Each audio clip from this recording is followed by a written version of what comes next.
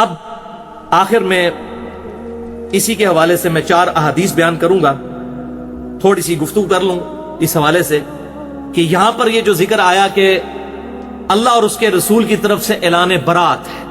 یعنی اب یہ اعلانیہ عہد توڑ دیا گیا، تو سب سے پہلے اللہ تعالیٰ نے خود اس آیت پر عمل کیا جس کا مسلمانوں کو حکم دیا تھا، جس پہ میں نے مسئلہ نمبر 87 ریکارڈ کروایا تھا، اسلامی طرز حکومت کے 3 اصول۔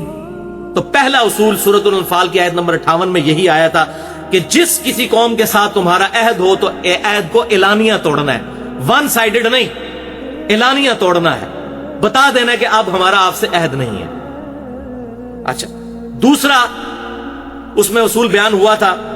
کہ میدان جنگ میں بھی اگر کافر صلح کی آفر کر دے تو جنگ روک کر ان کے ساتھ صلح کر لو۔ اور تیسرا اصول کہ اپنے جو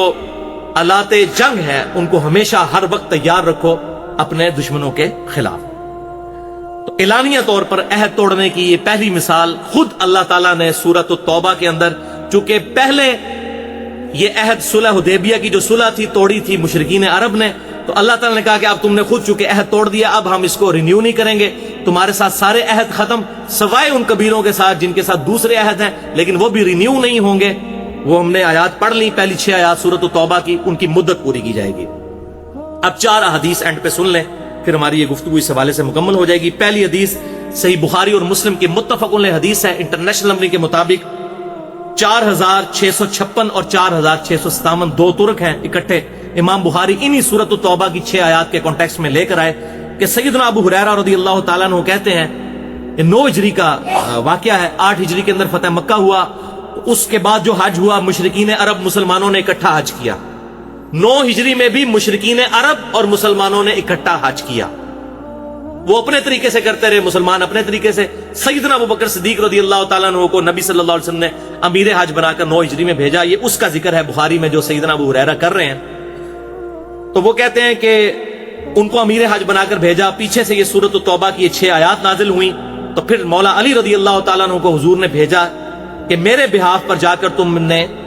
حج اکبر والے دن یعنی یوم النہر 10 ذو الحجہ کو ان آیات کو وہاں پر تلاوت کرنا ہے، چونکہ آپ صلی اللہ علیہ وسلم کے قریبی رشتہ دار تھے اور عرب کے اندر یہ کلچر تھا کہ قریبی رشتہ دار ہی سب سے زیادہ اہل ہے کہ اس کے بہاف کے اوپر اناؤنسمنٹ کرے،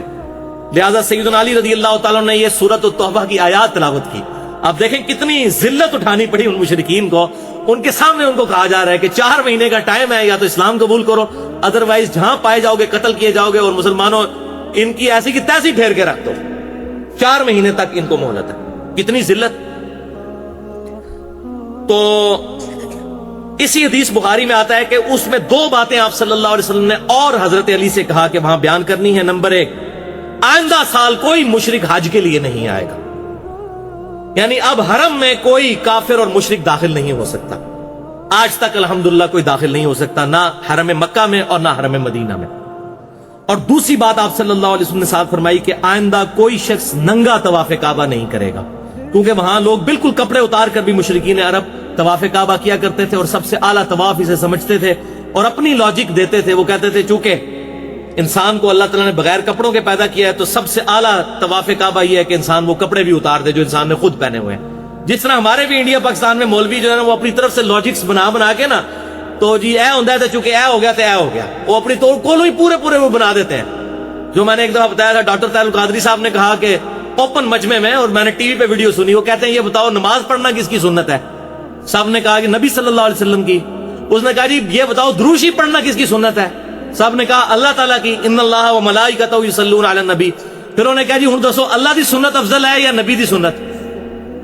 اب لوگ جو ہیں وہ پریشان ہیں کہ اگر کہتے ہیں اللہ کی سنت افضل ہے تو پھر دروشی کو نماز افضل ماننا پڑتا ہے، اگر کہتے ہیں نبی کی سنت افضل ہے تو معاذ اللہ استغفر اللہ اللہ تعالیٰ سے پرائورٹی دینی پڑتی ہے۔ تو لوگ بول ہی نہیں رہے بےچارے، تو پھر وہ کیا کہتا ہے، بولو میں بیٹھے ہیں نا تھے،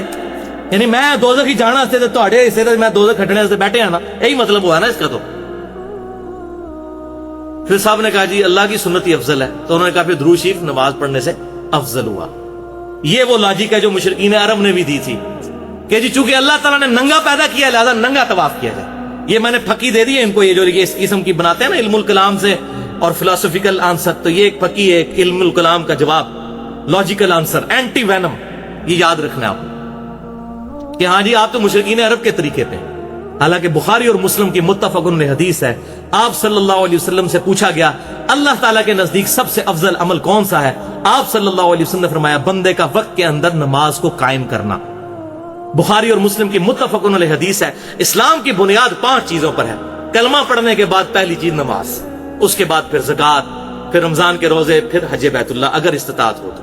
وہاں بھی نماز کا ذکر کیا تو ایسے علماء کو شرم نہیں آتی جب یہ اس قسم کے رزلٹ وہ ٹی وی پہ بیٹھ کے نکال رہے ہوتے ہیں؟ بے شرمی کی انتہا ہے۔ تو مشرکین عرب بھی یہ کہتے تھے ننگا طواف، تو اعلان ہو گیا، صحیح بخاری میں حدیث بھی آ گئی کہ یہ کام نہیں کرنا، 2 کام نہیں کرنے، آندہ کو مشرک حج کے لیے نہیں آئے گا اور ننگا طواف نہیں کیا جائے گا۔ دوسری حدیث بھی صحیح بخاری کی ہے جو اسی حدیث کا ترک ہے انٹرنیشنل نمبر کے مطابق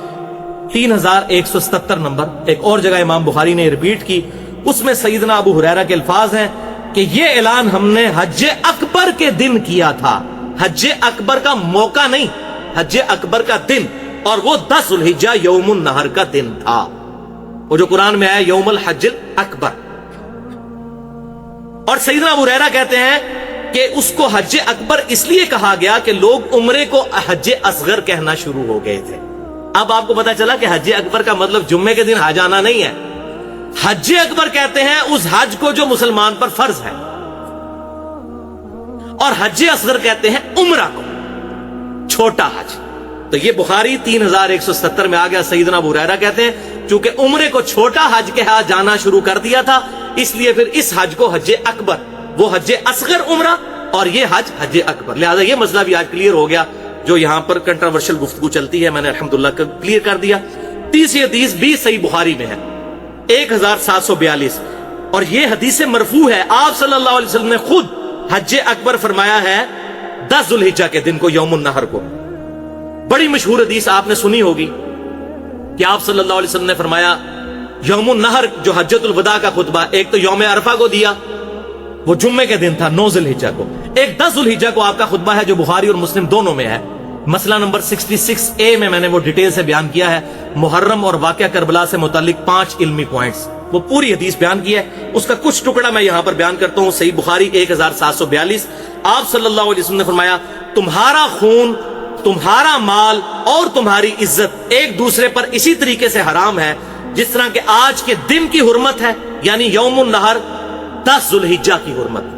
اور اس مہینے ذوالحجہ کی حرمت ہے، اور اس شہر مکہ کی حرمت ہے۔ جس طرح یہ اللہ کے نزدیک قابل عزت ہے، اسی طریقے سے تمہارا خون، مال اور تمہاری عزت ایک دوسرے پر حرام ہے۔ اور پھر آپ صلی اللہ علیہ وسلم کے الفاظ ہیں اسی بخاری 1742، آپ نے جب یہ خطبہ دیا 10 ذوالحجہ یوم النہر قربانی کے دن، پھر فرمایا ھذا یوم الحج الاکبر، یہ آج کا دن حج اکبر کا دن ہے۔ یوم عرفہ کو حج اکبر نہیں کہا بلکہ 10 ذوالحجہ کو حج اکبر کہا، حالانکہ 10 ذوالحجہ ہفتے کا دن تھا، کیونکہ بخاری اور مسلم کی متفق علیہ حدیث ہے، بخاری میں 45 نمبر اور مسلم میں 7527 نمبر، کہ یوم عرفہ آپ صلی اللہ علیہ وسلم نے جو حج کیا تھا یوم عرفہ 9 ذوالحجہ، وہ جمعے کے دن آیا تھا 10 ہجری میں، جہاں وہ آیت نازل ہوئی تھی الیوم اکملت لکم دینکم واتممت علیکم نعمتی ورضیت لکم الاسلام دینا، آج کے دن ہم نے تمہارے لیے تمہارا دین مکمل کر دیا، اپنی نعمت تم پر تمام کر دی، اور اسلام کو ایز اے ریلیجن تمہارے لیے پسند کیا۔ تو یہ بخاری مسلم میں موجود ہے۔ لہٰذا یوم عرفہ چاہے جمعے کو آئے یا کسی اور دن کو، حج اکبر نہیں بنتا، حج جو بھی کرتا ہے وہ حج اکبر ہی کرتا ہے، جو عمرہ ہے وہ حج اصغر ہے۔ ویسے بھی یوم عرفہ والے دن اگر جمعہ آ بھی جائے تو جمعہ پڑھا تو کوئی نہیں جاتا، ظہرین ہی پڑھی جاتی ہے، میدان عرفات کے اندر جمعہ تو کوئی نہیں ہے۔ جمعہ آ بھی جائے، آپ صلی اللہ علیہ وسلم کا بھی جمعہ آیا تھا لیکن آپ نے ظہر اور عصر جمع کی تھی، جمعہ پڑھنا کوئی نہیں، اور پھر بھی کہنا کہ جی وہ جمعے کا حج اکبر ہو گیا، وہ تو ہے ہی ظہر کی نماز۔ حج اکبر کہتے ہیں حج کو، اور حج اصغر کہتے ہیں عمرے کو۔ حج اکبر بڑا حج اور عمرے کو کہتے ہیں چھوٹا حج، الحمدللہ۔ اب اس کے ثبوت میں وہ چوتھی اور آخری حدیث بخاری اور مسلم کی متفق علیہ حدیث ہے، آپ صلی اللہ علیہ وسلم نے فرمایا جس شخص نے رمضان المبارک کے اندر عمرہ کیا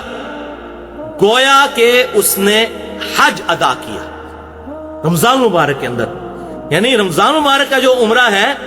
وہ حج کی طرح ہے، بڑے والے حج کی طرح رمضان کا عمرہ۔ اور مسلم شریف میں الفاظ آتے ہیں کہ راوی کہتے ہیں کہ مجھے شک ہے کہ آپ صلی اللہ علیہ وسلم نے ساتھ یہ بھی فرمایا تھا جس نے رمضان میں عمرہ کیا گویا اس نے میرے ساتھ حج کیا، لیکن مجھے یہ کنفرم نہیں، مجھے ہلکا سا یاد پڑتا ہے، لیکن اس راوی کو تو بھول گیا۔ لیکن ابو داؤد کے اندر انٹرنیشنل نمبرنگ کے مطابق 1990 نمبر حدیث ہے، وہاں کلیئر کٹ راوی کہتے ہیں کہ مجھے یہ بات یاد ہے کہ آپ صلی اللہ علیہ وسلم نے فرمایا تھا جس نے رمضان میں عمرہ کیا گویا کہ اس نے میرے ساتھ حج کیا۔ لہذا جو صحیح مسلم کے اندر اس راوی کو شک تھا وہ اس کا شک نہیں، بالکل کنفرمیشن ہو گئی سنن نبی داؤد کے اندر۔ بہرحال یہ بات تو ایگریڈ اپان، متفق علیہ ہو گئی کہ رمضان مبارک کے اندر عمرہ کرنا حج کرنے کے برابر ہے۔ رمضان کے اندر عمرہ حج اصغر بھی جو ہے وہ حج اکبر کے برابر الحمدللہ ہو جائے گا۔ اللہ تعالیٰ کی طرف سے یہ خاص انعام ہے۔ حج کے حوالے سے میری 200 منٹ کی گفتگو ہے، مسئلہ نمبر 54A اور 54B، حج اور عمرہ کے صحیح احکام و مسائل، اور اسی کی پھر ایکسٹینشن ہے مسئلہ نمبر 54C اور 54D، وہ بھی 200 منٹ کی گفتگو ہے۔ قبر رسول صلی اللہ علیہ وسلم کی حاضری سے متعلق فرقہ وارانہ نظریات کا تحقیقی جائزہ۔ اللہ تعالیٰ سے دعا ہے جو حق بات میں نے کہی ہمارے دلوں میں راسخ فرمائے، اگر جذبات میں میرے منہ سے کوئی غلط بات نکل گئی تو اللہ تعالیٰ ہمارے دلوں سے محو کر دے، ہمیں کتاب و سنت کی تعلیمات پر عمل کر کے دوسرے بھائیوں تک پہنچانے کی توفیق عطا فرمائے۔ سبحانک اللہم و بحمدک، اشہد ان لا الہ الا انت، استغفرک و اتوب الیک، وما علینا الا البلاغ المبین۔